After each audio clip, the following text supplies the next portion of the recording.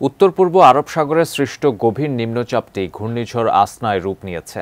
আগামী ২৪ ঘন্টার মধ্যে এটি ভারতের পশ্চিমাঞ্চলীয় রাজ্য গুজরাট উপকূলে আশ্রয় পড়তে পারে। শনিবার ভারতের আবহাওয়া দপ্তরের পূর্বাভাসে বলা হয়েছে, ঘূর্ণিঝড়টি এখন গুজরাটের নালিয়া শহরের পশ্চিম উপকূল থেকে ২৫০ কিলোমিটার, পাকিস্তানের করাচির উপকূল থেকে ১৬০ কিলোমিটার এবং বেলুচিস্তানের পাশনি উপকূল থেকে ৩৫০ কিলোমিটার দূরে রয়েছে। বর্তমানে ঘন্টায় ১৪ কিলোমিটার গতিতে এগোচ্ছে আসনা।